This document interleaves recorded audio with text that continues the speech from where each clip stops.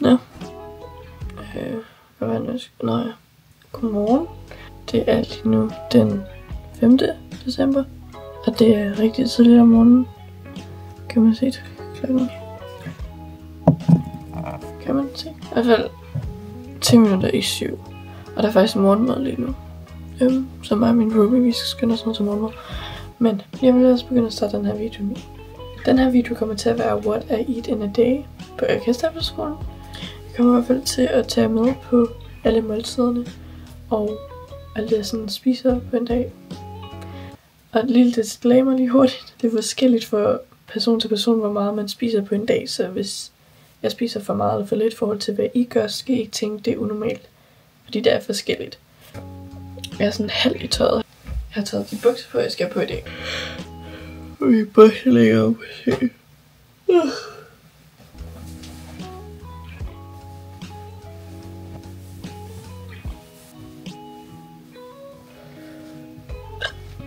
Okay.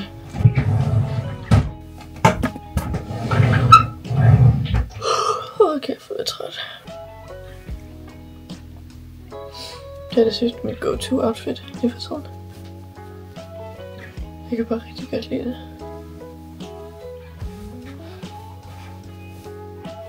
Den poser man sådan. Wow, outfit of the day. Kom med roomie. Ej, det var du ikke selv. Hvor er vi på vej hen nu, Maja? Jamen. Må I ikke se mig? Okay, breakfast. Hvad spiser Maja til morgenmad? Det er virkelig instraværdigt, men hun bor også i Aarhus. Så der er bare lidt sådan caféer. Er der ikke? Jo, det må det være. Du er bare instraværdig. Jeg kan bare rigtig godt lide havregrød. Jeg plejer ikke at spise havregrød. Det er sådan en ny ting. Hej Tilde. What are you den her dag? Havrefars, mælk og te, som altid. Som altid. Jeg drikker bare vand. Jeg kan ikke lide te. Det er første måltid, og jeg spiser havregrød, fordi at det minder rigtig meget. Fordi det er virkelig pinligt, når ens mave den rumler i klassen. Virkelig. Virkelig. Jeg har bare begyndt at leve med det. Altså sådan, Ja. Fordi der er helt stille. Altså jeg må... Det er okay. Det er okay. Det er jo menneskeligt, ja, det er rigtigt. Men det er sådan... Jeg er kun 8 i klassen. Man kan ikke lade være. Nej. Prøv lige at se mennesker. Prøv lige at se, Maja. Er det ikke flot? Det er et juletræ. Ægte juletræ. Det er ikke sådan noget falsk plastik. Så, nu har vi spist morgenmad. Og nu er vi på vej ud og gå morgentur. Det er bare det bedste på hele dagen. Det glæder man sig til lige når man står op. Highlightet på dagen. Highlightet på dagen. Hold nu op. Og ellers så ses vi bare til det næste måltid, som er frokost. Nej, Nej, det var det ikke. Det er bollepausen. Og bollepause er ikke, hvad I tror, det er. Når jeg siger bollepause, det er, hvor vi får boller. Hjemmebagte boller af Lisa i køkkenet. Er det ikke Lisa, der laver bollerne? Det tror jeg. Du er Annovslev, det burde du vide sådan noget. Ja, undskyld. Ja, det må du nok sige. Det er Lisa. Det er i hvert fald Lisa nu. Jeg sagde godt, at jeg først ville filme igen klokken 10. Klokken er overhovedet ikke 10, men jeg vil bare lige vise himlen. Den er 8:30, ja. Det kan det se overhovedet ikke så sejt ud på kameraet, som det gør i virkeligheden.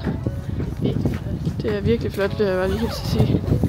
Men vi har lige været over morgenøve. Hvordan gik det for dig i dag? Jeg ved ikke rigtigt, men... Jeg har øvet både klaver og tværfløjte. Det næste måltid er klokken 10. Der var den! Så er klokken blevet 10, og vi er på vej over at spise boller. Ja. Til bollepause. Så jeg kommer til at tage alle jeres boller. Vil du være med? Ja, til hvad? What I Eat in a Day. Vi har boller. Gå ind og følg dagens bolle på Instagram. Ja. Det er nogle elever på den her skole, der har lavet dagens bolle, så de rater bollerne hver dag. Når man snakker om solen. Når man snakker om solen, så regner det. Hvad er de to? Ja, nu går vi ned i huset og spiser. De her boller i dag, ikke? De er så gode. Køkkenet, de laver nybagte boller. Jeg tror, hver dag. Hver morgen. Så får vi nybagte boller, og de er sådan stadig varme. Det er sådan...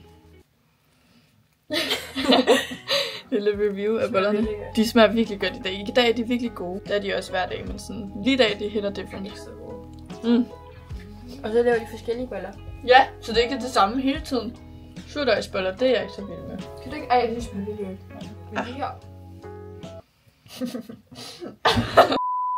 Klokken er 5 minutter over 10 nu. Og vi spiser boller. Næste måltid, tror jeg. Ja, det er frokost jo. Det er klokken 12. Nej, så kommer Siri på mit ur. Desværre, jeg kan ikke gøre det i den app. Jeg spurgte ikke om noget. Gå væk. Nu hvor vi er i gang med at filme, så kan jeg lige åbne min 1 ud af 3 chokoladejulekalender, jeg har i år. Maja, hun har åbnet hendes børnejulekalender, hun fik af sin mor. Og må lige vise den. Maja, hun har også 3 kalendere. Prøv lige at se, hvad hun fik af sin mor. Fordi hun har pakkekalender, så det er 1 pakke hver dag. Hvad var det nu, du fik i dag? Nå, i dag fik hun te. Ja. Charmignon. Jeg ved ikke. Det er så hyggeligt, så følger jeg lige med. Så fik hun den her, den 1. december. Jeg kan ikke se tallene. Den her. Kan I se et tretal på den her låge? Hver dag er det i dag, det er den 5. Der. Og den faldt ud af kalenderen. Vi prøver igen. Ej, nu er det overhovedet ikke satisfying mere. Ja, hvad var det vi fik? Nu kan jeg slet ikke få den ud igen. I dag fik vi... Og det er sådan en krans.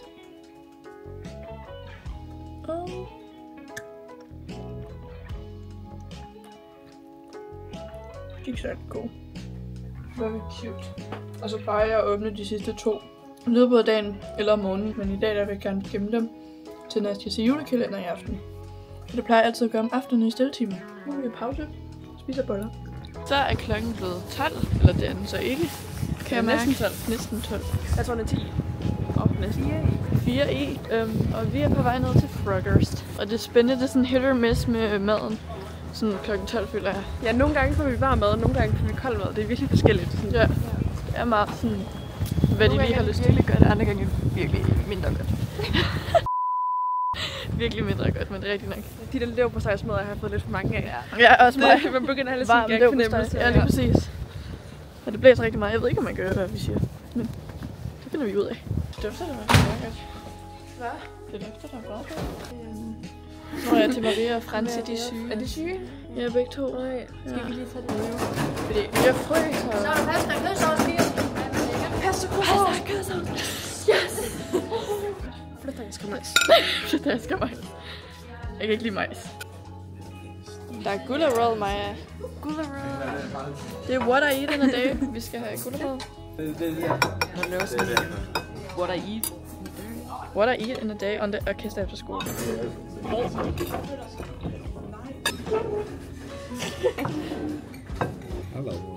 Hello.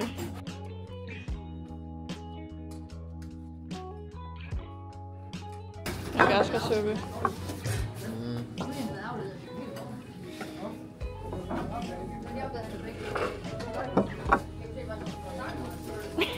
Det er rigtigt, det der to. Det er rigtigt. Bestik. Hvis jeg er bestik, ellers så kan man ikke spise den meget. Jo, man kan. Nu skal du ikke. Det er lys. Men oxygen er faktisk også en bestik. Er det ikke hyggeligt? Se, lys. Nej, jeg hælder vand. Kan du også hælde vand til mig? Vil du også have vand til mig? Nå, I har det. Hvad så? Princess treatment. Nå. Princess treatment. Til de små prinsesser. Maja, er du sådan bartender, eller hvad skal jeg? Og det var helt lige. Slap af. Nej, det må du ikke. Var det lige? Det er helt lige. Afia. Jeg er forkert. Har din nisse lavet noget? Min nisse har lavet noget. Ja. Fordi du har altid blå hænder eller chokolade. Jeg er stadig lidt på det. Ja, din nisseven. Har din nisseven til dig blå? Det er fordi, at personen kaldte blå frugtfarve i brændedål. Og så drak jeg af det. Og så smagte det virkelig underligt. Og så fandt jeg ud af, at mine hænder de lå blå. Og det, jeg har været i bad af et problem, men det er bare ikke kommet af. Okay. Hvad skal vi? Hvad skal jeg? Du kan også filme os, der laver mad til syge. Skal jeg... fuck. Nu drejer det kameraet. Øpse. Sorry. Skal jeg filme dem? Okay. Du vil komme med op. Nu skal vi op. Skal jeg gå med op og filme? Ja. Okay. Shit. Okay, så tager jeg også min tallerken. Men... Og Remus, jeg skal snart lave make-up på dig. Ja. Der er nogen, der har spurgt. Der kommer lige make-up. Det ser ikke ud som, at du ved det.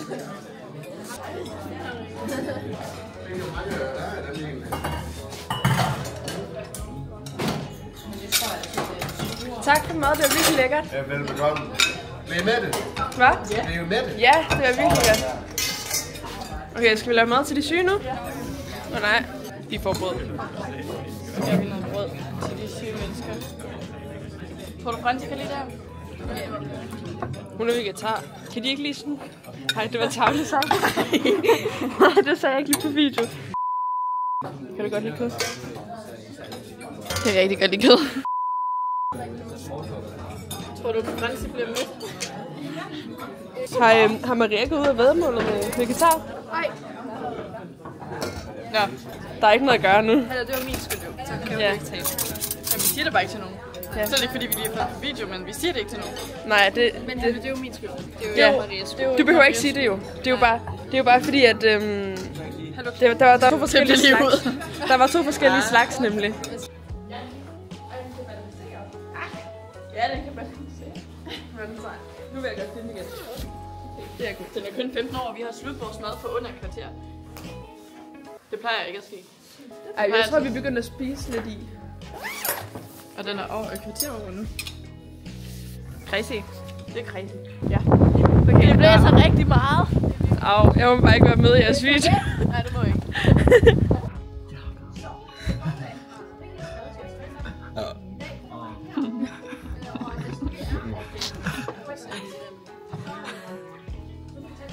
Ja, vi har lige fået standpunkt. Det gik ikke så godt, men det har aldrig været godt for mig, så det bliver bedre næste gang. Det bliver bedre. Nu ved man, jeg får karakter i morgen. Det kan kun være bedre end sidste år. Jeg har aldrig fået 12. Ja, det ved jeg ikke. Fra nu af til i aften er der bare boller i spisesalen, så man bare kan gå og tage. Så jeg filmer, hvis jeg lige napper en bolle med det. Aron, hvor er vi på vej hen nu? Vi er på vej til at få bolle. Ja, i spisesalen. Så er det sådan. Den vej, Remus. Den vej, du. Remus, den vej! Den vej. Det var det. Ej, er det det, vi... Det er det, vi... Som vi prøvede at sige lige før. Vi har lige været til fællesskole. Hold da mit hår. Og nu skal vi gå ned i spisesalen for at hente en lille bolle til fysik-kemi, som er det sidste, vi har i dag. Nu har jeg fået en bolle med smør til fysik-kemi. Prøv at se vores julepynt. Nogle girlander eller hvad? Altså, hvor blev Maja af? Hej Maja! Vi skal gå nu. Hvad så morfar? Har du fået en kaffe? Med dit halsterklæde. Nu er 9. klassen på vej til fysik-kemi. Hvad siger vi til det? Kemi. Hvad siger vi til det? Det er noget lort. Ja. Ej. I det mindste har vi ikke idræt. I det mindste har vi ikke idræt. Ja, også langt. Altså, vi ved godt, at lærerne ser mine YouTube-videoer nogle gange. Jeg tror ikke, de ved det. Nej, Maja, vel? Er det ikke varmt? Nej, det er faktisk lunken. Ej, Lunken te. Det mindste har vi ikke Kom et minut for sent. Og vores lærer er her ikke. Nå, nu skal vi have fysik-kemi. Det er faktisk lidt det, den her video skal handle om. Men vi har lige spist bolle. Og hvad drikker du til, Ida? Jeg fik Hannas cola. Ej, er du heldig. Det regner udenfor. Kan man se det på min trøje? Og det kan man overhovedet ikke rigtigt. Ja, vi skraber julekalender. Men jeg har lige fået en halv bolle mere. Og vi har fri for i dag. Woohoo! Og klokken den er 4. Nu skal det skrabe. misselflæ. Du har 2 misselten nu. Wow. Det er status på julekalenderen. Må vi se. Det får tage. Okay. Får du 200? Hun startede stærkt ud, men den første, det var et juletræ. Går lidt ned ad bakke siden. Ja, og jeg har den her Skabelou-kalender. Jeg har ikke haft den før. På min morbror. Jeg købte den til mig. Så kan man vinde alle mulige sådan ting. Jeg tror, jeg skal have noget slik. Jeg tror, jeg skal have noget slik. Haribo. Slikmix.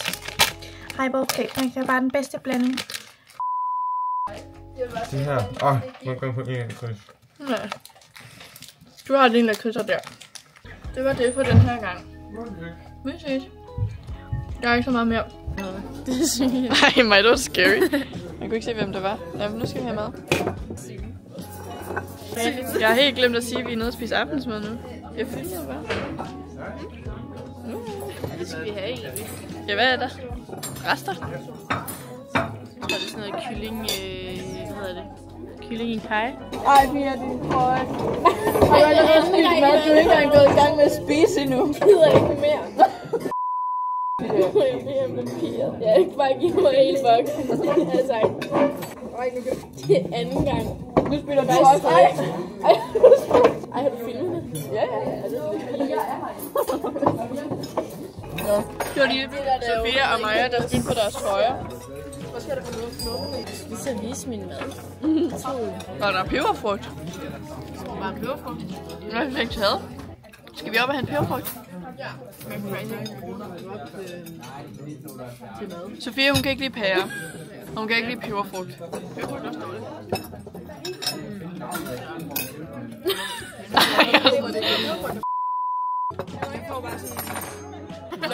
Det der sker nu, det har jeg ikke.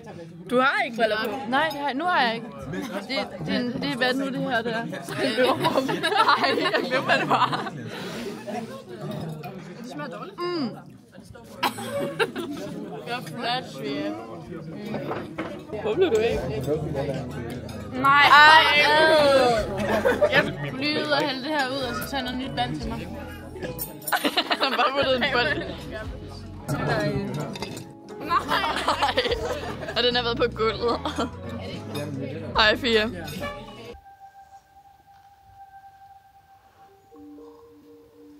Wow. Det er mit setup, når jeg ser julekalender. Og det er netop tid til julekalender nu. Så jeg har lagt mig til ret under mit tæppe for at filme det der lille klip. Selv tak. Nu skal vi åbne julekalender. Og Maja, hun er lige med in the background. Der ligger og slapper. Den her. M&M's julekalender. 5. Bounty. Det er ikke min favorit. Jeg fik min favorit i går, og det var meget far. Men Bounty, den er 60 kroner. Jeg føler, den er større end de andre, vi har haft. Det er den først. Jeg føler, den er lidt større nok. Og så har jeg den her Milka. Og den der M&M's. Jeg tror, jeg fik den af mine forældre. Min mor. Jeg kan ikke huske det. Den her fik jeg min farmor og farfar. 5. der. Hvor er det spændende? Ej, jeg får et tog i dag. Det dufter virkelig godt. Så tager jeg også lidt slik ved siden af, som I nok så tidligere i dag. Og så har vi tændt alle lyskriderne. Hvis jeg lige slukker den her lampe.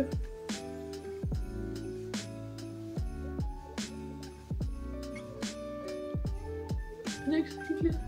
Og det er det, der er lidt stressende at kigge på, og det er det sidste, jeg kigger på, inden jeg går i seng. Ret tit i hvert fald, men vi kan sgu ikke nå på Christian, der sætter den derop. Det er fint nok. Det kan ikke så meget mærke til det. Jo. Og så ind under tæppet med mig. Mit uletæppe. Og så er det bare julefeber time. Der er ret mange, der hater på julefeber faktisk. Men den er fantastisk god. Så er det julefeber time. Det har jeg glædet mig til hele dagen, det her.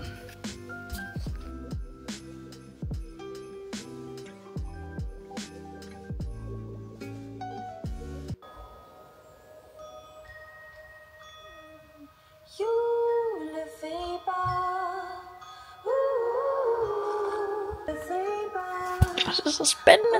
Så det var egentlig alt for den her video. Jeg håber, I kunne lide at følge med. Og så husk nu, at det er forskelligt fra person til person, hvor meget man spiser. Så hvis jeg spiser mere eller mindre, end hvad du gør, så er det slet ikke unormalt. Og det er... Hvad fanden, jeg tænkte på et eller andet ord tidligere i dag. Jeg kan ikke huske det. Jeg ved det ikke. Jeg er træt. Ja, det sidste jeg egentlig mangler at sige er selvfølgelig like og subscribe. Husk at like og subscribe, og så siger vi Mini Naja, take it away. Så ja, jeg tænker, jeg vil runde den her video af. Tak fordi I så med. Jeg elsker jer så højt. Hej.